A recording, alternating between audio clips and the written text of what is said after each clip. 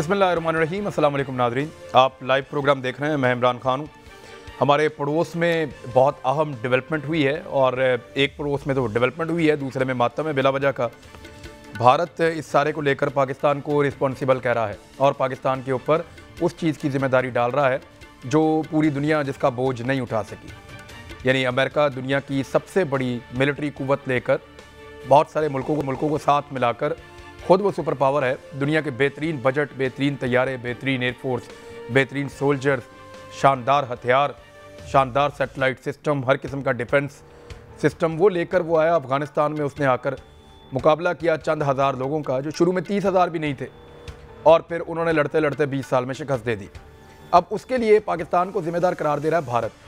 भारत की तकलीफ़ इसलिए भी समझ आती है कि $3 अरब उन्होंने खर्च किए अफ़गानिस्तान में, और वो खर्च सिर्फ इसलिए किए कि वो वहाँ से बैठकर पाकिस्तान के अंदर दहशतगर्दी के वाक़यात करवा रहे थे और लगातार करवा रहे थे। पाकिस्तान ने कई मरतबा गनी हुकूमत से रब्ता किया और उनको कहा कि हम आपके साथ इंटेलिजेंस शेयरिंग करना चाहते हैं। अगर आपको शक है कि पाकिस्तान में कहीं पे ऐसा कुछ हो रहा है जिससे आपकी गवर्नमेंट को या आपके लोगों को नुकसान हो रहा है, आप अपने लोगों को पाकिस्तान भेजिए, हम उनके साथ काम करेंगे और कार्रवाई करेंगे। इसी तरह हम अपने कुछ ऑफिसर्स को आपके पास भेजते हैं, इंटेलिजेंस शेयरिंग करते हैं।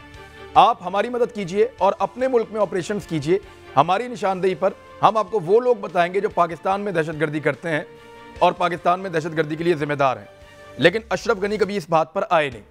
पाकिस्तान ने जब कभी भारत की ज़्यादती की बात की, अशरफ गनी ने कभी वो बात सुनी नहीं। वो अशरफ गनी हमेशा ये कहते थे कि पाकिस्तान गलत है और भारत की ज़बान बोलते थे। और फिर उसके बाद सारी दुनिया ने देखा कि अशरफ गनी ने अमेरिका को भी धोखा दिया। जो बाइडन ने खुद कहा कि मैंने अशरफ गनी से कहा कि मैं आपकी सुलह करवा देता हूं तालिबान के साथ और कुछ मामला हल करवा देता हूं। तो अशरफ गनी ने कहा नहीं, हम लड़ सकते हैं, मसला ही कोई नहीं है, हम मुकाबला कर सकते हैं, मसला ही कोई नहीं है। और फिर एक दिन वो सुबह के वक्त उठ के भाग गए। अब अशरफ गनी के भागने के बाद भारत में सबसे ज़्यादा मातम है, सबसे ज़्यादा परेशानी है, क्योंकि अफगानिस्तान में इस वक्त वो हुकूमत नहीं है जो भारत के मफादात को तहफ़्फ़ुज़ दे। अफगानिस्तान में वो हुकूमत नहीं है जो 400 मनसूबे भारत ने शुरू किए थे, उनका कोई आउटकम उनको वहाँ पे मिले। यानी 400 तरक्याती मनसूबे हो सकता है उन्होंने अपनी किसी एक रियासत में ना किए हों, लेकिन अफगानिस्तान में वो ये पैसा लेकर गए सिर्फ और सिर्फ इसलिए कि वो ये चाहते थे कि कुछ ना कुछ करके यहाँ से पाकिस्तान के ख़िलाफ़ एक कार्रवाई जारी रखी जाए और यहाँ पे हालात ख़राब रहे। अब हो ये रहा है कि इस वक्त मकबूजा कश्मीर में जो मुहर्रमुल हराम के जुलूस हैं या मुहर्रमुल हराम के हवाले से जो मजहबी जो जुलूस हो रहे हैं या जो मजहबी मामला चल रहे हैं, उनकी इजाज़त नहीं दी जा रही। वहाँ लोग ज़ख्मी हुए हैं, कर्फ्यू लगा रहे हैं, ज़्यादती कर रहे हैं मकबूजा कश्मीर में, और इसको कोई इंसानी हुकूक की खिलाफ वर्जी नहीं कह रहा। ना खूनी लिबरल्स कह रहे हैं, ना यहाँ कोई अमेरिका कह रहा है, ना यूरोप कह रहा है, ना इंसानी हुकूक की तंजीमें कह रही हैं। कोई इस पर बात नहीं कर रहा, लेकिन सब इस खदशे पे बात कर रहे हैं कई दिनों से कि अफगानिस्तान में शायद नई बनने वाली हुकूमत मौका ना दे वहाँ के जो अहले तशय्युब बरादरी है उनको जुलूस निकालने का या मुहर्रमुल हराम के हवाले से मजहबी रसूमात अदा करने का, उनको मौका ना दे। लेकिन लोगों ने आज देखा कि वहाँ बिल्कुल आज़ादी थी अफगानिस्तान में और मकबूजा कश्मीर में बिल्कुल आज़ादी नहीं थी। लेकिन इंसानी हुकूक के चैम्पियंस ये माचिस पकड़ के आग लगाते हैं हर वक्त, उनको कश्मीर नज़र नहीं आता, उनको काबुल और कंधार नज़र आते हैं। तो आज ज़रा गौर से देखें कि काबुल और कंधार में क्या हो रहा है और मकबूजा कश्मीर में क्या हो रहा है। तो ये बड़ी ज़्यादती है। अब प्रोग्राम का हम आगाज़ करते हैं कि फ्यूचर इसका क्या, आगे के मामला कैसे चलेंगे, दुनिया को ये नया अफगानिस्तान किस तरफ ले जाएगा। हमारे साथ जो मेहमान मौजूद हैं उनमें इम्तियाज़ गुल साहब सीनियर तज्ज़ियाकार हैं, किसी तारुफ के मुताज नहीं है। हमारे साथ अय्याज़ वज़ीर साहब मौजूद हैं, आपका बड़ा शानदार तज्ज़िया होता है, फॉर्मर एम्बेसडर हैं अफ़गानिस्तान के। बहुत शुक्रिया सर आपका भी ज्वाइन करने के लिए। और हमें आज के प्रोग्राम में शाहिद लतीफ़ साहब ज्वाइन करेंगे ऑडियो पे, आपका भी ज्वाइन करने के लिए बहुत शुक्रिया। इम्तियाज़ गुल साहब, पहली चीज़ मैं जो आपसे जानना चाहता हूँ वो ये कि इंसानी हुकूक अमेरिका की फॉरेन पॉलिसी का एक मरकज़ है, ये अमेरिका का कहना है। तो ये सिर्फ इंसानी हुकूक वहाँ पे वो देखेगा जहाँ वो देखना चाहता है, और काबुल में होने वाली तब्दीली दुनिया किस तरह हजम कर पाएगी? देखिए इमरान, ये बड़ा अहम, इंतहाई अहम सवाल आपने उठाया है, क्योंकि हुकूक इंसानी एक ऐसी छड़ी है जो अमरीकी इंतज़ामिया, तकरीबन हर अमरीकी इंतज़ामिया हर साल चलाती है, ख़ास तौर पे उन मुल्कों पे जिनके साथ इसके इख्तलाफात होते हैं, चाहे वो चीन हो, चाहे वो ईरान हो, चाहे पाकिस्तान हो। तो इंसानी हुकूक के नाम पे उन्होंने दुनिया को जिस तरह तय व तेख किया है, वो आपने उसका मुजाहरा अफ़गानिस्तान में देख लिया। और सबसे बड़ी बात जो बहुत कम लोगों ने उस पर तवज्जो दी है कि इनके अपने इदारे उन हालात का बार बार तज़किरा करते रहे हैं जिनकी वजह से अमेरिका की पॉलिसी को नुकसान पहुंचा। उनके अपने स्पेशल इंस्पेक्टर जनरल थे, और उसका सबूत क्या है? उसका सबूत ये है कि अशरफ गनी साहब, बताया जा रहा है कि कोई तकरीबन $165 मिलियन लेके साथ निकले हैं। आपको मालूम है कि वो 4 गाड़ियों में उनका ये पैसे लादे गए थे, उसके अलावा हेलीकॉप्टर में भी लादे गए थे।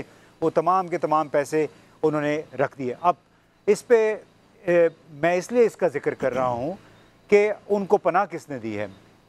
पनाह उस मुल्क ने दी है जहाँ पे तकरीबन 1/3 से ज़्यादा आबादी इंडियन ओरिजिन की है। चूँकि अशरफ गनी साहब इत्तेहादी थे भारत के, लिहाजा भारत ने अपना असर नफूज इस्तेमाल करके बाकी मुल्कों ने इनकार कर दिया था उनको सियासी पनाह देने से, लेकिन मुत्तहिदा अरब अमारात में उनको पनाह मिल गई है।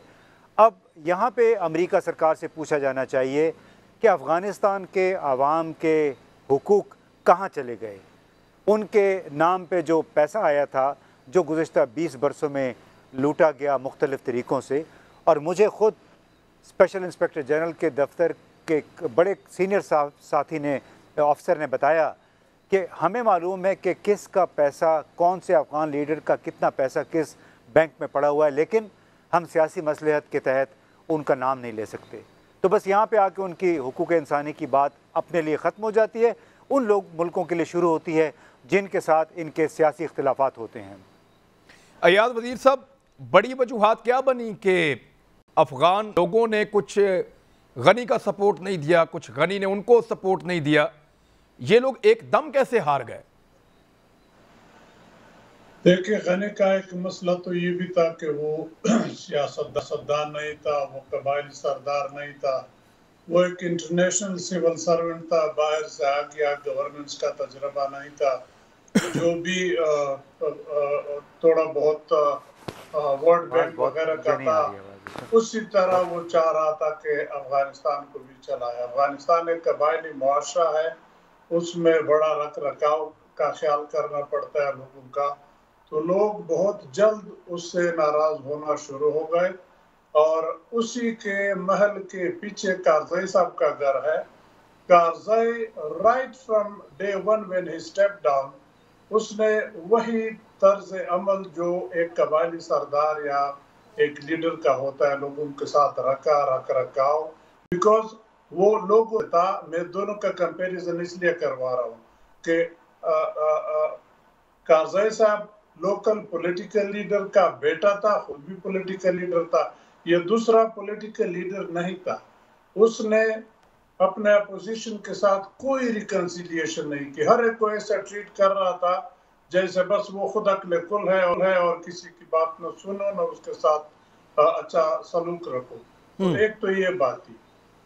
दूसरी बात जो मैं समझता हूँ वो ये थी कि अमेरिका ने तो इसको दोहा टाक से पीछे रख दिया, लेकिन इसको खुद जब मौका मिला इंट्रा अफगान डायलॉग में, तो सारे अफगान अवाम हुकूमत की नजरें उसी के ऊपर थी कि अब तो मौका है, अब उनके साथ पेचअप करना है। ये तो हो नहीं सकता था कि तालिबान आके सरेंडर करके गनी के मातहत शामिल हो जाए।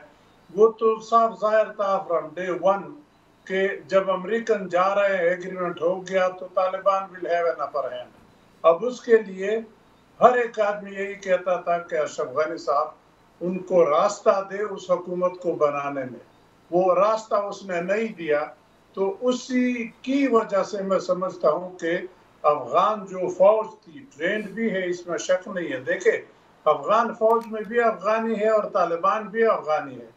जब तालिबान लड़ सकते हैं तो अफगानी फौज क्यों नहीं वो भी लड़ सकते हैं, बिल्कुल लड़ सकते हैं, लेकिन उसकी मोटिवेशन नहीं थी, उसकी लीडरशिप नहीं थी, वजह नहीं थी लड़ने जो के लिए। नेशनल एक स्पिरिट होता है जिसके लिए लड़ना होता है, वो गनी ने प्रोवाइड नहीं किया। तो उन्होंने कहा कि हम फिर तुम्हारे लिए क्यों लड़े, हम इनको आने देंगे, ये भी हमारे भाई है। तो मैं समझता हूँ मेन वजह ये थी कि उसकी फॉलोइंग मुल्क के अंदर कोई नहीं थी और वो एक अच्छा पॉलिटिकल लीडर नहीं था। और जब उसके लीडरशिप का इम्तिहान आ गया, उसमें बदकिस्मती से ही बैडली फेल्ड। मैं शायद लतीफ़ साहब, एक चीज़ बड़ी इंपॉर्टेंट है कि अगर अशरफ कैपेसिटी नहीं थी मुकाबला करने की, वो ऐसा आदमी था जिसको सबसे बेहतर अंदाज़ा था कि फ़ौज को तनख्वाहें नहीं दी जा रही, उसको पता था कि अमेरिका ने पैसे भी रोक लिए हैं जो अमेरिका से अफगानिस्तान के आने हैं, उसको अशरफ गनी को ये भी पता था कि तालिबान की कैपेसिटी क्या है, हमारी क्या है।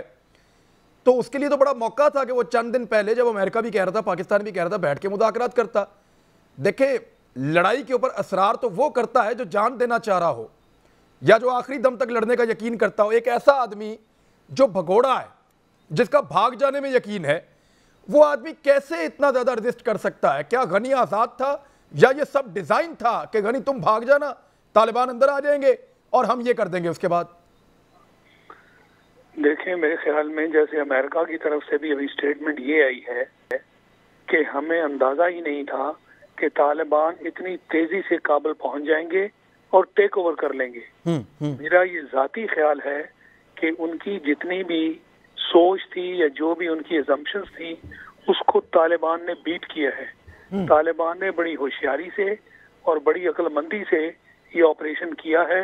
आप देखें कि उन्होंने खूनरेजी भी नहीं होने दी और ऐसे इलाकों से आए हैं जहां रास्ते में रेजिस्टेंस नहीं था और जहां रेजिस्टेंस एक्सपेक्टेड था वो इलाके उन्होंने अवॉइड किए। तो मैं समझता हूँ कि बड़ी महारत और बड़ी अक्लमंदी से ये सारा काम अभी तक हुआ है। अल्लाह करे कि आगे जो मामलात हैं हुकूमत बनाने के, अगर उसमें भी वो मजमूई तौर पर सबको मिला लें तो फिर अफगानिस्तान में आज एक बहुत मजमूई तौर पर एक बहुत अच्छी सिचुएशन नमूदार होते हुए मुझे नजर आती है। सर, गनी का इस तरह भाग जाना, देखें, मैं फिर वही बात करूंगा कि अगर एक आदमी मुकाबला करना चाह रहा है तो वो कम से कम भागेगा नहीं, वो मौत को तरजीह देगा। नहीं, मुकाबला तो बिल्कुल नहीं करना चाहता था। तो सर फिर मुज़ाकरात कर देता, सबसे आसान रास्ता था, उसको उसकी सदारत भी रहती, तालिबान के साथ कुछ तय भी पा जाता या इज्जत से निकल जाता। नहीं, पर उसे ये भी मालूम था कि मुज़ाकरात में उसको वो डील नहीं मिलेगी जिसमें उसको फायदा हो। तो ये फायदा मंदी वाली सूरत हाल जो थी वो उसकी कैलकुलेशन में नहीं थी। तो फिर पैसे लेकर भागना ही, पैसे लेकर भागना मेन चीज था कि मैं जब भागूं तो पैसे लेकर भागना और वहां पे जाके पनाह ले लेना। जिस मुल्क ने वो जो हल्का फुल्का हिंदुस्तान का कनेक्शन है उसके तहत उसको पनाह दे दी, ये उसकी कैलकुलेशंस और कंक्लूजन्स थी और उसने वही हासिल कर लिया। अच्छा, अब ये कुछ रिपोर्ट्स ऐसी भी आ रही हैं कि अशरफ गनी चाहते थे कि वो पहले इधर जाएं ताजिकिस्तान में, लेकिन उनको उतरने नहीं दिया गया। फिर अशरफ गनी चाहते थे कि उनको इंडिया अपने पास बुला ले, क्योंकि इंडिया में वो अपने आप को बहुत महफूज समझते, तो इंडिया को लगा कि इधर बुला के बिला वजह एक मुसीबत गले पड़ जाएगी। और तालिबान का मामला इंडिया के साथ आपको पता ही है, वो पहले ही काफ़ी बिगड़ा हुआ है, और एक ऐसे आदमी को अपने पास, तो फिर ये तीसरी जगह आपके ख्याल में इंडिया ने सपोर्ट करके दी अशरफ गनी को कि यहाँ जाकर आप रह भी सकते हैं, हम अपना इन्फ्लुएंस यूज़ करते हैं। एम आई राइट सर? जी, आप बिल्कुल ठीक कह रहे हैं। ज़ाती तौर पर वो ये मुसीबत मूल नहीं लेना चाहते थे। उन्होंने कोई ऐसी जगह पे अपना जो है रिलेशनशिप इस्तेमाल करके उनको पनाह ले दी और वहाँ चले गए। कोई भी मुल्क ऐसे मौके पे अपने नाम पर मुसीबत तो नहीं खरीदना चाहता। अच्छा इम्तियाज गुल साहब, एक चीज़ और है, ये भागा हुआ अशरफ गनी कभी काम आएगा? किसी के भी काम आ सकता है। दोबारा बोलिएगा, आपकी आवाज़ डिस्टॉर्ट हो रही है। एक भागा हुआ अशरफ गनी जो भाग गया था अफगानियों को छोड़ के, क्या कभी भी किसी के भी काम आ सकता है सर? देखिए, इमरान इस वक्त जो बैटल लाइन्स जिसको कहते हैं, जंग की दीवार, जंग की लाइन जो है वो खिंच चुकी हुई है अमेरिका और चीन के दरमियान। और अमेरिका के सदर ने 14 अप्रैल को जब अपनी तकरीर की थी, अफ़गानिस्तान से निकलने का ऐलान किया था, तो उससे 2 दिन पहले ही उनको उनके तमाम इंटेलिजेंस चीफ्स ने एक ब्रीफिंग दी थी। और उस ब्रीफिंग में का वाहिद नुक्ता ये था कि इस वक्त अमेरिका के लिए सबसे बड़ा ख़तरा दहशतगर्दी या मजहबी इंतहा पसंदी नहीं है, बल्कि चीन है। लिहाजा चीन का इस खित्ते में जो भी किरदार होगा, उसका जो भी सपोर्ट इंफ्रास्ट्रक्चर होगा, उसको अमेरिकी इंतज़ामिया, अमेरिकी इस्टेब्लिशमेंट नुकसान पहुँचाने की कोशिश करेगी। अब वो कैसे होगा? वो होगा भारत के ज़रिए। जो मैंने अभी कहा कि अशरफ गनी को मुत्तहिदा अरब अमारात ने सियासी पनाह भी दे दी है उनकी, अब वो जो पैसे लेके गए हैं वो वहाँ पे सरमाकारी भी उनकी हो जाएगी। तो उस सूरत में अगर तो अशरफ गनी प्रॉक्सी का किरदार अदा करते हैं भारत के लिए और बिलवास्ता तौर पे अमेरिका के लिए, फिर वो मुफीद साबित होंगे अमरुल्लाह सालेह के साथ, जिसने ख़ुद को अब कायम मकाम सदर डिक्लेयर किया है। वो हमें नहीं मालूम कहाँ पे हैं वो, लेकिन वो ये कहते हैं कि इस वक्त मैं अफ़गानिस्तान का सदर हूँ। तो अगर वो इस बात पे कायम रहें, अगर भारत इन दोनों की पुष्टपनाही करे, तो फिर मेरा ख़्याल है कि इस इलाके में जो कुछ पाकिस्तान के साथ हो रहा है, लो इंटेंसिटी इंसर्जेंसी, जो हमारे शहीद हो रहे हैं, फ़ौजी, हमारे पुलिस के सिपाही हर रोज़ होते हैं, 1, 2, 3 हो रहे हैं, ये काम फिर अफ़गानिस्तान में भी होता रहेगा। अफ़गानिस्तान को ये लोग पुरअमन नहीं होने देंगे। अगर तो ये एक एजेंडा है, जियोपॉलिटिकल एजेंडा है, और अशरफ गनी साहब को और अमरुल्लाह सालेह साहब को वो इस्तेमाल करना चाहते हैं, तो फिर तालिबान के लिए एक बहुत बड़ा इम्तिहान होगा, और उन तमाम लोगों के लिए जो अभी उनके साथ मिल के उम्मीद है चंद दिनों में एक हुकूमत का ऐलान करेंगे। अयाद वज़ीर साहब, जो डिलीवरेंस थी गनी हुकूमत की वो बड़ी कमी, तालिबान को इस बात का बहुत फ़ायदा हुआ कि उन्होंने काम ही कोई नहीं किया और करप्शन इतनी ज़्यादा थी कि उस करप्शन में लोगों को वो रिलीफ नहीं मिला जो लोग एक्सपेक्ट कर सकते। जितना पैसा आया आपके सामने ही है, उन्होंने कहाँ पे, यानी बहुत सारा पैसा तो ऐसा है कि बहुत सारे लोग अमीर हो गए। पाकिस्तान या अफ़गानिस्तान की नई इंतज़ामिया जो इस वक्त मौजूद है, उनके दरमियान अगर कोई वाहिद तनाज़ा आने वाले वक्त में जन्म ले सकता है तो वो तहरीके तालिबान पाकिस्तान, BLA, BLF या बलोच अलहदगी पसंद तंजीमें जिनकी वहाँ रूट्स थी, जिनके लोग भागे हुए हैं, ये एक चीज़ हो सकती है जो पाकिस्तान की डिमांड हो और उसके ऊपर उनका एक्शन बताएगा कि हमारे ताल्लुकात कैसे रहते हैं। क्या इसको आप एक सीरियस मामला देखते हैं आने वाले वक्त में? देखिए, जब मेरा ख्याल है अभी हम पर्टिकुलर इश्यूज को पिन पॉइंट ना करें तो बेहतर है। अभी तो अफगानिस्तान में हुकूमत बनी ही नहीं है, तालिबान आ गए हैं, वो इसी में लगे हुए हैं कि ऑल इंक्लूसिव गवर्नमेंट बन जाए। तो जब वो बन जाएगा उसके बाद इन चीज़ों पे हम नज़र रखेंगे कि TTP कितनी ताकतवर होती है, बलूचिस्तान में क्या होता है। कुछ तो उसमें हमारी अपनी कोताही है कि हमने भी अपने अंदर इतने फॉल्ट लाइन रखे हैं कि उसको दुश्मन ज़रूर एक्सप्लॉइट करेगा। दुश्मन का काम यही होता है कि हमारी कमज़ोरी को एक्सप्लॉइट कर ले। ठीक है, तो हमें एक तो अंदरूनी इन 2 जगहों पे फोकस करना चाहिए, बलूचिस्तान में और आपके फार्मर फाटा के अंदर। उधर लोगों की नाराजगियां हैं, लेकिन उनको एड्रेस किया जा सकता है। इससे पेशतर कि खुदा न खास्ता अगर अफगानिस्तान में एक ऐसी चीज़ डेवलप हो जाती है जिसकी तरफ इम्तियाज गुल साहब ने इशारा कर लिया, तो फिर वो लोग इन कमजोरियों को जो आपकी हैं उस पे फोकस करके आपको एक्सप्लॉइट करेंगे। तालिबान का मुकाबला वो डायरेक्ट फौरन नहीं कर सकेंगे क्योंकि तालिबान अकेले नहीं होंगे, उनके साथ अफगान फौज भी होगी, पुलिस भी होगी, सारी अथॉरिटी जो अफगानिस्तान में है वो तो फिर एक हो जाएगी। तो जो उनके नाराज लोग होंगे वो बहुत कम होंगे, जैसा रशीद दोस्तम है, अभी अशरफ गनी साहब चले गए, आप अमरुल्लाह सालेह की बात कर रहे हैं, पर मैंने एक बात सुनी है, I don't know how far it is true, कि शायद अमरुल्लाह सालेह साहब को तालिबान ने गिरफ्तार कर लिया ऑलरेडी। तो बहरहाल अगर वो कोशिश कर भी ले, मेरे ख्याल में रशीद दोस्तम ठीक है सर, वो बात नहीं करते सर। चला हुआ कारतूस है, उसके पास कोई पावर, कोई वो फौज नहीं है जो एक जमाने में होती थी। चले हम इन पे नहीं कर सकता। दूसरा उम्र का तकाजा है। देखो रुस्तम अपना दोस्तम का और अशरफ गनी की उम्र देखो कितनी उम्र है, तो इस उम्र में ये एफोर्ड नहीं कर सकते कि वो गुरिल्ला वार को कंधा दे दे। वो जवान नहीं सर, इस वक्त तो अशरफ गनी से तो तवक्को भी नहीं की जा सकती। इस वक्त अशरफ गनी जो है वो यूएई तो भागे हुए हैं, वहाँ से अब वो इंटरनेट पे खिताब कर रहे हैं अफगानों से, यानी थ्रू एक सोशल मीडिया साइट वो अफगानों से इस वक्त खिताब कर रहे हैं अशरफ गनी, और कहना यह है कि अगर मैं ना भाग जाता तो खून रेजी हो जाती काबुल में। यानी पता नहीं कि वो खुद एवेंजर हैं, खुद वो कोई बहुत बड़े टर्मिनेटर हैं, कैसे वो इतने बंदे मार देते अशरफ गनी जब पीछे फ़ौज भी नहीं है, लोग भी नहीं हैं। तो वो ये अभी भी बज़िद है कि मैं अगर ना जाता तो बहुत खून रेजी हो जाती, ये मुझे कमरों में घुस घुस के ढूंढ रहे थे, तो मेरे जाने से खून रेजी होने से बच गई एक तो काबुल में। दूसरा वे कह रहे हैं कि जो रकम ले जाने की बात करते हैं वो बात गलत है, मैं नहीं लेके आया। अब एक ऐसा भागा हुआ आदमी, उसकी तरफ से स्टेटमेंट, अफगान कौम को आप जानते हैं, आपने उनके साथ वक्त गुजारा, वो यकीन करेंगे एक ऐसे आदमी पे जो उनको छोड़ के भाग गया जंग के बीच में? आप मुझसे पूछ रहे हैं या? जी आप ही से सर। अच्छा जी ना, देखिए वो तो बातें करेंगे वो अपनी जगह, लेकिन हम देख ले एज ए न्यूट्रल आदमी अगर बैठ के असेसमेंट कर ले, मेरे लिए अफगान लीडरों में कोई फर्क नहीं, वो हमारे दोस्त हैं, करीबी मुल्क के लीडर हैं। तो अगर देख ले, हामिद कारज़ाई सबसे पहले सदर बने, 10 साल सदर थे, लोगों को उसके अच्छे बुरे का भी अंदाजा हुआ, तालिबान के साथ भी डील करते रहे, उस वक्त भी नाचाकियां थी। अब्दुल्ला हमेशा तालिबान के खिलाफ लड़ते रहे अहमद शाह के जमाने में, वो अहमद शाह इंजीनियर अहमद शाह का राइट हैंड मैन था।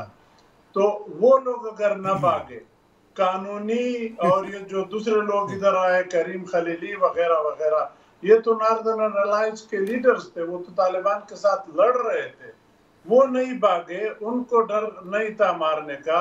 अशरफ गनी को सिर्फ सदर होने की वजह से अगर मारने का डर था तो वो नहीं होना चाहिए, क्योंकि बाकी लोगों को भी तालिबान जो दूसरे सूबों में गवर्नर वगैरह सरेंडर करते रहे, वो मारा नहीं, हरे को रहने दिया। अब अफगान कौम यकीन करेगी सर इनकी बातों पे? अफगान कौम दोबारा उनके पीछे लगेगी, उनकी बात पे यकीन करेगी अशरफ गनी के मुअस्सर हो सकते हैं? I don't think so. He was not a political leader. मैं बगैर किसी तफरीक के, मैं बायस नहीं हूँ, किसी के क्लियरली आप कह रहे हैं। अच्छे आदमी होंगे लेकिन सियासी आदमी नहीं थे।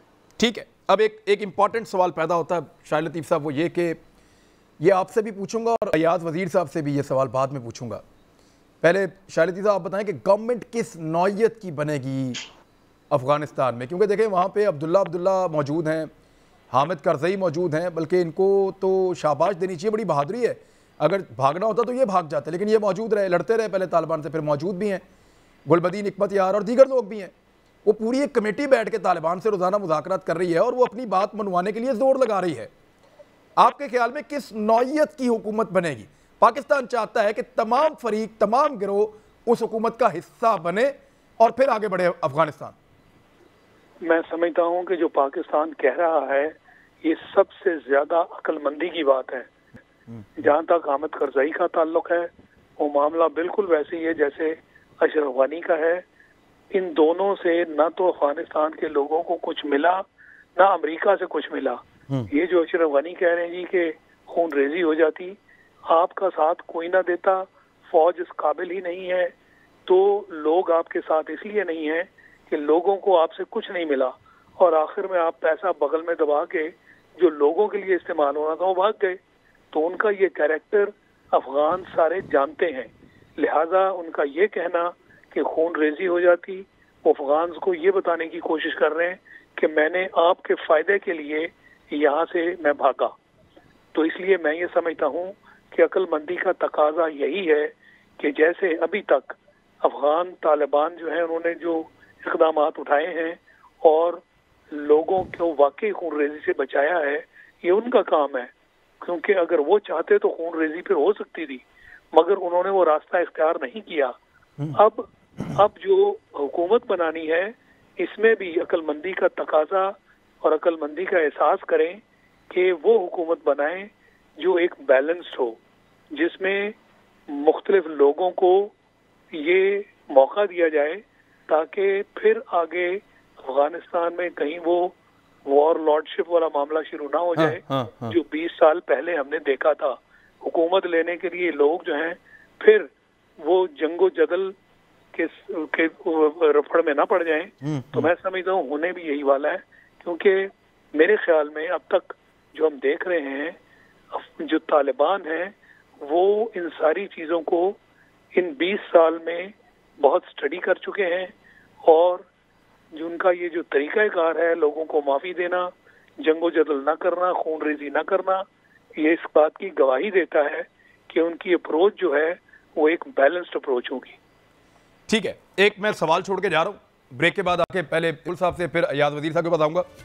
सवाल ये है कि तालिबान इस मरतबा उनको डिफरेंट वॉर लॉर्ड्स का सामना करना पड़ सकता है, और वो उनकी स्ट्रेटजी ये थी कि वो वॉर लॉर्ड्स के साथ मामला तय करते हुए आ रहे थे। अफगान तालिबान वॉर लॉर्ड जब बने थे या जब मकबूल हुए थे बहुत ज़्यादा, तो इनकी मकबूलियत और इनकी शोहरत की वजह ये थी, लोग इनके पीछे इसलिए आए थे कि ये गैर मुल्की फ़ौजों से लड़ रहे थे, यानी इन्होंने सोवियत यूनियन से मुकाबला किया था, उनको तोड़ा था। तब इनके नाम बहुत बड़े बड़े, गुलबदीन इख्तियार, अहमद शाह मसूद और उनके अलावा और दीगर बहुत सारे बेशुमार थे। तो ये सब लोग जो मकबूल हुए वो उसी दौर में हो गए थे, इस्माइल खान भी, बाकी लोग भी। इस मरतबा गैर मुल्की फोर्सेस से जो वॉर लॉर्ड्स लड़े हैं वो तो ऑलरेडी तालिबान के साथ हैं, और जो नहीं लड़े उनकी वो ताकत नहीं है, लोग उनके साथ वैसे खड़े नहीं हैं। और तालिबान जब आए हैं काबुल में तो पहले तमाम लोगों के साथ और फिरकों के साथ मुज़ाकरात करके मुआहदे करके आए हैं। इसका इम्पैक्ट क्या होगा, ब्रेक के बाद बात करते हैं, हमारे साथ ही रहिए। वेलकम बैक नाज़रीन। जी इम्तियाज़ गुल साहब, ये जो वॉर लॉर्ड्स हैं ये तो तब बने थे और इनको शोहरत और ताकत तब मिली थी, लोग इनके साथ खड़े हो गए थे जब ये गैर मुल्कियों से लड़के ताकतवर हुए थे। इस मरतबा तो ये लोग ज़्यादातर लोग लड़े ही नहीं है गैर मुल्कियों से, और जो लड़े हैं वो तालिबान के साथ मिलकर लड़े हैं, उनके तालिबान के साथ मुआहदे हैं, और तालिबान शुमाली इत्तेहाद को पहले फतह करके आ रहे हैं, वहाँ के तमाम जो मुखालिफिन हैं उनके साथ मुआहदे करके आ रहे हैं। इवन जो शिया हज़ारा के साथ एक लंबी तारीख थी मुखालफत की, वो भी ख़त्म हो गई। इवन अपने अंदर उन्होंने शामिल किया उनको, और बाकायदा हिस्सा देते हुए आ रहे हैं इंतज़ामिया के अंदर। तो आपको लगता है कि इस मरतबा वो डिफ़िकल्टी होगी या उस किस्म की तहरीक इनके खिलाफ खड़ी हो जाएगी जो पहले होती रही? देखिए इमरान, इस वक्त ऐसा लगता है बहुत मुश्किल होगा। यानी आज के तालिबान 1996-97 के तालिबान से मैं समझता हूँ ज़्यादा समझदार हैं, सियासी तौर पे कहते हैं ना सने बलूगत को पहुँच गए हैं, और जितनी लान तान गुज़िश्ता 20 बरसों में उन पे हुई, ख़ास तौर पे उनके दौरे हुकूमत के हवाले से उन्होंने बहुत कुछ समझ लिया है। फिर उनके साथ जो 4-5 बड़े ममालिक हैं बशमूल अमरीका के, उन्होंने बड़ी तसलसल के साथ इंगेजमेंट किए, ख़ास तौर पे पिछले 5-6 बरसों में, और जितनी आसानी से वो काबुल पहुँचे हैं, आप यकीन कीजिए कि हमें ये बिल्कुल, कम अज़ कम मुझे, चूँकि मैं अफ़गानिस्तान के साथ इतना इंगेज रहा हूँ, कवरेज के लिए वहाँ जाते रहे 1985-86 से, तो जब जो बाइडन साहब ने जुलाई 14 को ऐलान किया कि हम निकलेंगे और अगला एक ऐलान मैं करूँगा, तो नहीं बल्कि 8 जुलाई को, तो उसमें बड़ा वाज़ेह हो गया था कि इसके बाद अभी एक साइकोलॉजिकल यानी नफ्सियाती टेरर फैलेगा और अफ़गान अफवाज आहिस्ता आहिस्ता हो सकता है कि पसपा होना शुरू कर दें। फिर दूसरी बड़ी बात ये थी कि अफ़गानिस्तान के अंदर अक्सर वॉर लॉर्ड जो कि वेल मीनिंग है, जिनको आवाम का भी थोड़ा बहुत ख्याल है, वो जंग से तंग आ चुके हैं। तीसरी बात ये थी कि ख़ुद जो इस वक्त जिसको हम साबका शुमाली इत्तेहाद कहते हैं, वो काफ़ी सारे रहनुमा जो इस्लामाबाद में मौजूद थे या शायद अभी हैं, उसमें यूनुस कानूनी भी थे, सलाउद्दीन रब्बानी भी थे, फिर डॉक्टर अब्दुल्ला, इन लोगों ने जंग की बजाय मुफाहमत को तरजीह दी और अपने अपने इलाकों में जहाँ जहाँ इनको असर नफूस था, मेरा अपना ये ख्याल है कि इन्होंने उन लोगों को पैगामात भिजवाए कि अपने कमांडरों को कि आप जंग ना करें।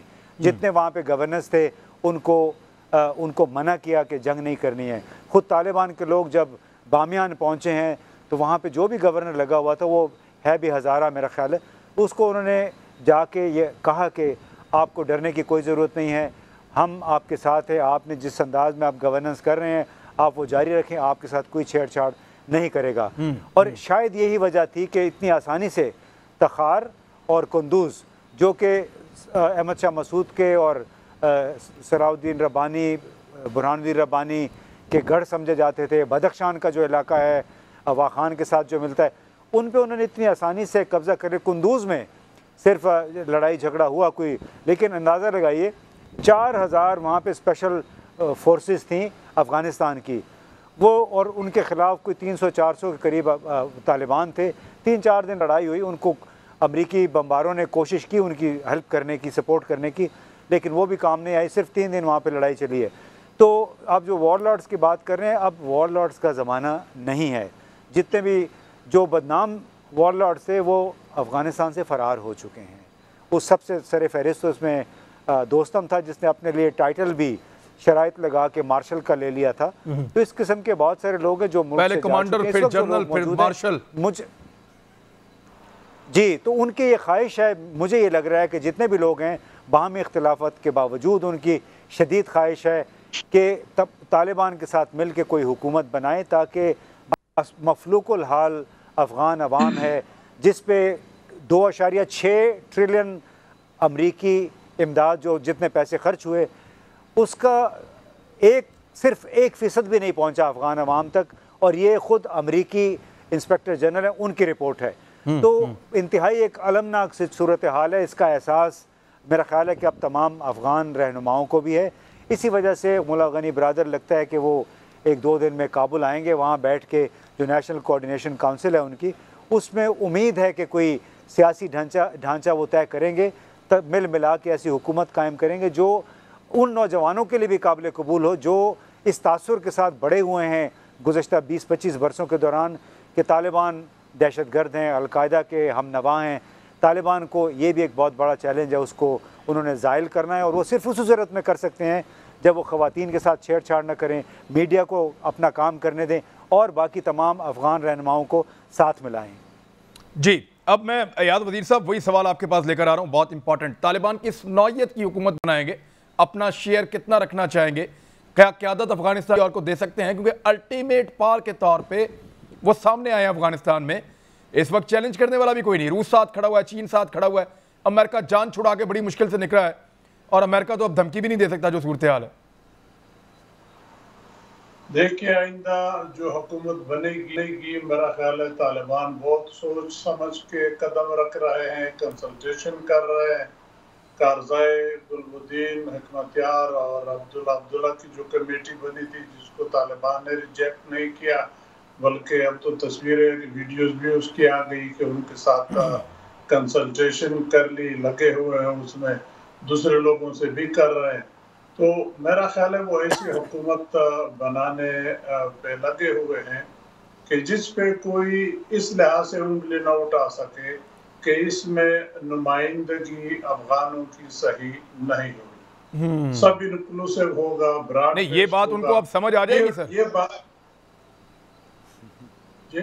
ये बात बड़ी बारीक है। क्या तालिबान अब इस वक्त इस बात का इदराक करेंगे? लेकिन जब आदमी ताकत में होता है तो फिर उसको बहुत सारी चीजें बड़ी आसान लग रही होती हैं। अगर इजाजत दो मैं अपनी बात पूरी करूं सर, प्लीज सर, समझ आ जाएगी सर। Sure sir, sure. तो तालिबान बड़ा सोच समझ के जा रहे हैं, लेकिन जाहिर बात है ड्राइविंग सीट तालिबान के पास होगी। वहां प्रेसिडेंशियल फार्म है।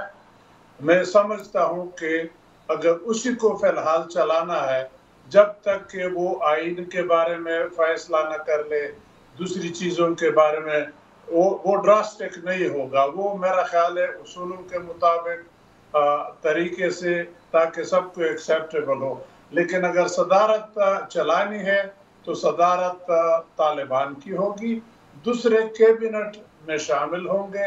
अब ये कहना कि कितना हिस्सा किसको मिलेगा, ये किस मुल्क में ये तफरीक हुआ है कि किस इलाके को कितना परसेंट मिलेगा। हम खामखा छोटी छोटी चीजों में लग जाते हैं। अगर हजारा उसमें है, अगर ताजक उसमें है, अगर उज़्बेक उसमें है, तो फिर परसेंटेज में तो आप नहीं जा सकते। हाँ, ठीक है, बिल्कुल ठीक है। इंटरेस्ट के खुद प्रोटेक्शन करेंगे। अगर वो राजी से खुशी से उसमें शामिल होते हैं तो उन सब को वो हुकूमत एक्सेप्टेबल है। तो मेरा ख्याल है हम ज्यादा उस तफसील में न जाएं। अफगान बहुत ही होशियार है, उनको अपने मसले का बहुत ही एहसास है। वो चाहते हैं कि बाहर दुनिया उनको एक्सेप्ट कर ले, एक्सेप्टेबिलिटी का उनका मसला है। यंगर जनरेशन जो अफगानों का है सर, ये मेरा अगला सवाल है। ज्यादा रिजर्वेशन यंगर जनरेशन अफगान की है। सर मेरा अगला सवाल ही है सर, और आप ही से है एक्सेप्टेबिलिटी। सर इस वक्त सबसे बड़ा सवाल उनके लिए ये है कि लोग उनकी हुकूमत को लेजिटिमाइज करें, लोग एक्सेप्ट करें कि वो यहाँ मौजूद हैं और वो इस काबिल हैं कि वो अफगानिस्तान को चलाएं। आपके ख्याल में दुनिया के लिए आसान होगा? बहुत बड़ी शिकस्त हुई है वेस्ट को, वो ये कर पाएंगे और ये हो जाएगा क्या? देखिए, मेरा ख्याल है कि इस तफसील में हम ना जाएं। तालिबान के पास लोग हैं, ऐसे नहीं है जो हमें नजर आते हैं सड़क पे खड़ा है बेचारा, बंदूक उठाए, दाढ़ी छोड़ी है उसको, या सोफा सेट पे आलती पालती बैठ गया। वो तो उनके फुट सोल्जर्स है, उनके पास बड़े तालीम याफ्ता लोग हैं, उनके पास कोई कमी इसकी नहीं है। इनकी जो यंगर जनरेशन है, खा वो तालिबान की है, बल्कि खास कर जो हुकूमत में लोग थे अभी तक, अशरफ गनी की हुकूमत या करज़ई साहब की हुकूमत में जितने लोग थे या वहाँ रह रहे थे, उनका जो यंगर जनरेशन है, उनके साथ हमने बहुत सारे कॉन्फ्रेंसेस किए हैं। इम्तियाज गुल साहब को भी मालूम है, उनकी बहुत सीरियस रिजर्वेशन है। वो चुप हैं, देख रहे हैं, वॉच कर रहे हैं। अगर तालिबान इन बातों पे पूरे उतरे जो उन्होंने कल प्रेस कॉन्फ्रेंस में किए, तो फिर उनकी रिजर्वेशन खत्म हो जाएगी, वो अपना काम करेंगे। किसी रेजिस्टेंस या किसी एहतजाज में मेरा ख्याल है शामिल नहीं होंगे, बिकॉज वो भी चाहते हैं कि पुरअमन अफगानिस्तान हो। जंग से हर एक आदमी तंग है, लेकिन अगर तालिबान अपने वादों में गलतियां कर बैठे तो न सिर्फ अफगानी बल्कि सारी दुनिया इस ताक में बैठी है, खासकर अमरीका के उन पे इल्ज़ाम लगाए। जैसे अभी पहले डिस्कस हुआ, छोटा एक मिसाल देता हूँ, वो ख़वातीन के हकूक़, इंसानी हकूक़ के बारे में अमरीका बात करता है, खुद भूल गया कि अबू गरीब में उन्होंने क्या किया थे, बाग्राम एयरपोर्ट में क्या क्या जुल्में नहीं की थी। यही अफगानी औरतों के ऊपर आसमान से बम नहीं गिरा रहे थे, यही मर नहीं रहे थे, वो इंसानी हकूक नहीं थे। अभी उनको याद आया कि जी उनको बुर्का पहना रहे। अगर बुर्का उनके कल्चर में है तो वो पहनेंगे। अफगानी उस वक्त नहीं पहन रहे थे जब अमेरिकन वहां थे, उस वक्त भी बुर्का तो पहन रहे थे। उनको हाँ पढ़ने की इजाजत हो, नौकरी करने की इजाजत हो, वो तालिबान ने कह दिया कि हम इजाजत देंगे, तो इससे और क्या चाहिए। मेरा ख्याल जरा होले होले हाथ रखे, उनको काम समेटने दे। जब हुकूमत बन जाए उसकी असली टेस्ट उस दिन से शुरू होगी। और मेरी अपनी असेसमेंट ये है कि पहले 3 महीने उनके लिए एक्सट्रीमली क्रूशल होंगे। उसमें या मेक या ब्रेक वाली बात उनके लिए होगी। अगर वो इम्तिहान उन्होंने सही पास किया तो आगे हाईवे है, मोटरवे है। अगर वो नहीं किया तो फिर कंडरात है, बदकिस्मती से फिर जंग शुरू हो जाए। ठीक है शाहिद साहब, एक चीज़ और है, इस वक्त वेस्ट बजाय इस बात का जवाब दे कि आपने साल एक कौम के ज़ाया कर दिए, बम मार मार के आपने तबाही कर दी, दुनिया की सबसे महंगी आपने जंग लड़ दी, आपने हासिल क्या किया? ये वक्त है उनके मुहासबे का, उनके अपने एहतसाब का। बजाय कि उनसे ये सवाल पूछा जाए, वो आगे से ये सवाल पूछ रहे हैं कि यहाँ पे जो तालिबान आए हैं वो कितने जालिम हैं, वो अकाउंटेबिलिटी जो वेस्ट की होनी चाहिए वो अल्टीमेटली उसको उठा के तालिबान के खाते में डाल रहे हैं। नंबर 1। नंबर 2, क्या तालिबान रजीम में ये वेस्टर्न कंट्रीज अपनी इस शिकस्त को कबूल करते हुए उनको तस्लीम करेंगे? सर देखें, ये जो आपने पहली बात की ना अकाउंटेबिलिटी की, क्या कभी भी अमेरिका ने या वेस्ट ने अपनी अकाउंटेबिलिटी की है? क्या इस तरह की बातों का जवाब दिया है? ना उन्होंने दिया है, ना वो देंगे। उनका इस वक्त भी रुझान ये होगा कि इनको कैसे नाकाम किया जाए। इसीलिए मैं याद साहब की बात से 100% इत्तेफाक करता हूँ कि जो तालिबान हैं वो इस वक्त मोहतात तरीके से जो लाइक माइंडेड ग्रुप जिनका जिक्र आपने भी किया कि अगर वो इतने सारे रास्ते में से आए हैं और कंधार और उन जैसी जगहों पे कोई उन्होंने लड़ाई फेस नहीं की, वो ऑलरेडी बातें तय करके आए हैं। तो मेरे ख्याल में ज़्यादातर जो हुकूमत का हिस्सा और जो हुकूमत बनेगी वो तयशुदा है, अंदरूने खाना बातें तय हो चुकी हैं। और तालिबान अगर इसी रास्ते पर रहे कि जिन लोगों के साथ उनकी जहनियत उसमें को फ़र्क है, अगर उनको एक तरफ रखा जाए मगर तरीके से रखा जाए ताकि दुश्मनी और लड़ाई झगड़ा ना हो, तो मेरे ख्याल में लाइक माइंडेड लोगों के साथ हुकूमत बना लेना और अपनी सारी एनर्जी अफगानिस्तान को सही तरीके पर डालना, सही रास्ते पर डालना, मैं समझता हूँ ये उनकी कामयाबी होगी।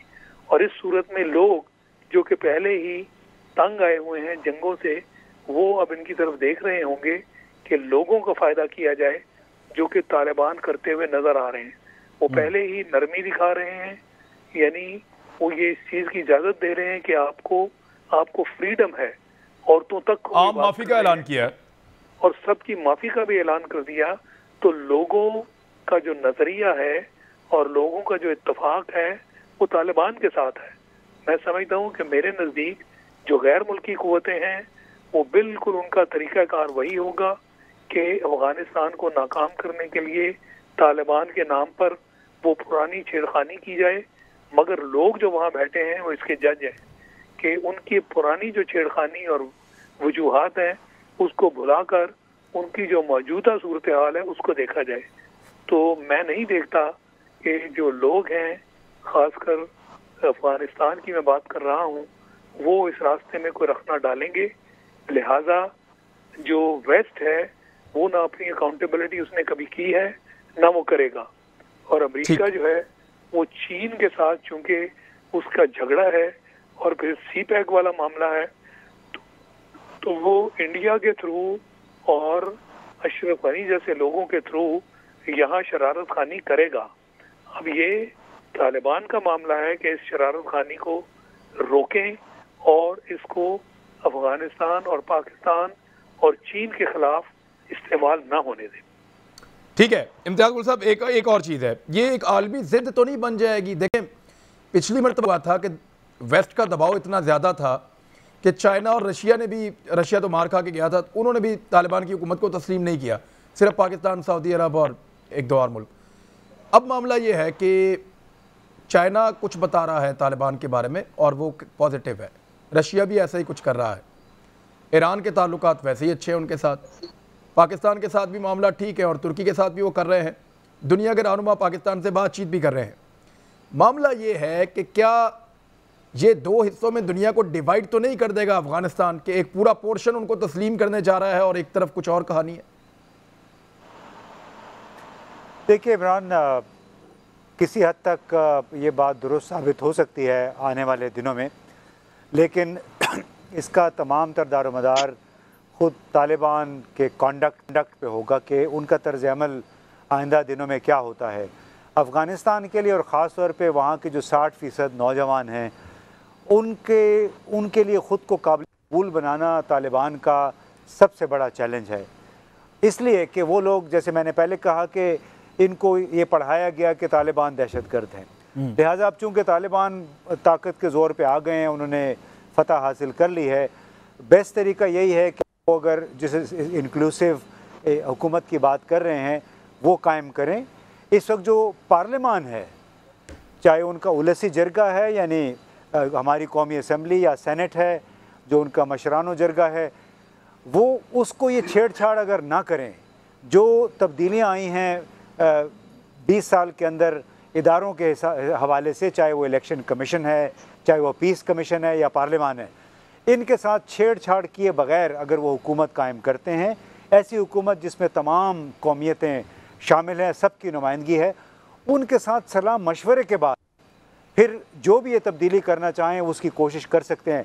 अगर तो उन्होंने अपना ये तर्ज़ अमल जारी रखा, ख़वातीन के हुकूक का भी ख्याल किया, तालीम भी जारी रखने दी, मीडिया के साथ भी छेड़छाड़ न की, और जितने भी दहशतगर्द प्रॉक्सी दहशतगर्द गिरोह हैं, जो चाहे वो ETIM है, चाहे IMU है, TTP है, दाइश खुरासान है, उनके ख़िलाफ़ भरपूर कार्रवाई जारी रखी, तो मगरबी ममालिक के पास कोई जवाज़ नहीं होगा इनको उस हुकूमत को तस्लीम करने का जिसमें तमाम लोग शामिल हैं और वो तमाम के तमाम लोग जमहूरियत के उसूल के तहत अगर चाहें और कोई तब्दीली लाना चाहें तो फिर वो पार्लियामान के ज़रिए करें। तो मेरा ख्याल है कि अगर ये तर्ज़ अमल इख्तियार किया जाए जमहूरियत पे मबनी, तमाम लोगों की राय का एहतराम करते हुए, तो कोई मुश्किल नहीं होगी मगरिब को उनके साथ इंटरेक्ट करने की। बल्कि काफ़ी सारे मेरा ख्याल है बरतानिया के रहनुमा भी, अमेरिकी रहनुमा भी वाज़ेह कर चुके हैं। सर इंतहाई sorry to cut you sir, मैं मगरिब अगर उसूलों के ऊपर कर रहा होता चीज़ें तो फैटफ में से पाकिस्तान का नाम निकल जाता सर। 40 में से 35 पॉइंट हमने पूरे किए हैं, अमेरिका ने भी नहीं किए, ऑस्ट्रेलिया ने भी नहीं किए, इंडिया ने भी नहीं किए, दुनिया के बेशुमार ममालिक ने नहीं किए। सिर्फ 3 मुल्क ऐसे हैं जो हमसे बेहतर हैं, बाकी सारे हमसे कमतर हैं और सारे वाइट लिस्ट में। सर अगर तो उनका क्राइटेरिया इंसाफ पे होता नहीं, आप बिल्कुल तो वो कुछ और करते ना सर। नहीं, आप बिल्कुल ठीक नहीं, आप बिल्कुल ठीक कह रहे हैं। इसमें देखिए, बैन अक़वामी सियासत में उसूल या अखलाकियात नाम की अमलन कोई चीज़ नहीं है। तमाम मामलात एक दूसरे की अपनी ज़रूरियात से और कौमी मफादात से जुड़े हुए हैं, इसमें तो कोई शक नहीं है। लेकिन हम जो बात कर रहे हैं वो फैटफ वगैरह से बहुत बढ़ के है। फैटफ में कुछ हमारे अपने लोगों का भी कसूर था, अगर हम वहाँ की ग्रे लिस्ट में, वो भी हमें मानना चाहिए। लेकिन उसके बावजूद हमने बहुत ज़्यादा परफॉर्मेंस दिखाई है। हमारी हुकूमत ने, तमाम इदारों ने मिल के, जो आप कह रहे हैं कि 27 में से 26 पॉइंट पे हमने अमल दरामद भी कर दिए, ये बिल्कुल प्योरली एक सियासी मामला है। लेकिन इससे निमटने के लिए बड़ा ज़रूरी है कि हम उसी सिमत में अपना सफ़र जारी रखें जिस सिमत में हमने 5 साल पहले शुरू किया था और फिर फैटफ का एक्शन प्लान आ गया था। यही काम अगर अफ़गानिस्तान के अंदर भी होता रहे, किसी को उंगली उठाने का अगर मौका ना मिले, तो फिर बेउसूली और बेअखलाकी जो है, गैर अखलाकी जो डिमांड्स हैं, उनकी हैसियत काफ़ी कमज़ोर पड़ जाती है। एग्जैक्टली। अयाज वज़ीर साहब, आखिरी सवाल, इंडिया अमेरिका के अब किस काम आ सकेगा सर अगर खित्ते में ये सारे मुल्क मिलकर तालिबान को एक बेहतर तब्दीली के तौर पे देख रहे हैं? चाइना को देखें, रशिया को देखें, हमने सफारत खाने बंद नहीं किए इन मुल्कों ने, पाकिस्तान ने भी नहीं किया, ईरान के उनके साथ मुरासिम है, तुर्की जो है वो भी कॉन्फिडेंस में आ रहा है। तो ऐसे माहौल में इंडिया, जिसका कोई ज़मीनी रास्ता अफगानिस्तान की तरफ नहीं है, वो अमेरिका के लिए कोई खिदमात कर सकता है फ्यूचर में रास्ते रोकने के लिए या डिस्टेबलाइजेशन के लिए? देखिए, अगर पास देख ले, जब तालिबान कोशिश कर रहे थे, बुरहानुद्दीन रब्बानी साहब जब सदर थे, उनके खिलाफ लड़ रहे थे, तो उस वक्त भी हिंदुस्तान ने बड़ा एक्टिव रोल प्ले किया था through Tajikistan. Hindustan, Iran, central Asia के कुछ ममालिक, ये सब मिलके ताजिकिस्तान का फैजाबाद के साथ करीब लगा हुआ एक जो एयरफील्ड, शायद क्या नाम है, नाम तुलाब शायद उसका नाम है, वहाँ से वो सामान सप्लाई करते थे अहमद शाह मसूद और दूसरों को, तालिबान के खिलाफ लड़े। हिंदुस्तान पूरी तरह खड़ा था। लेकिन अब की सिचुएशन बदली है। अब सारे सेंट्रल एशिया ममालिक नहीं चाहते कि अपनी सरजमीन अफगानिस्तान के खिलाफ इस्तेमाल होने दे। ठीक है, तो पाकिस्तान तो जाहिर बात है नहीं देगा और न चीन देगा, तो हिंदुस्तान फिर कहाँ से एग्जैक्टली सर, अनफॉर्चुनेटली वक्त खत्म हो गया। लेकिन इंपॉर्टेंट बात है कि इंडिया के पास मार्जिन अब बहुत कम है, वो नहीं कर पाएगा जो उसे एक्सपेक्ट किया जा रहा है। मुलाकात होती है कल एक नए प्रोग्राम के साथ। अपना ख्याल रखिएगा। अल्लाह हाफ़िज़।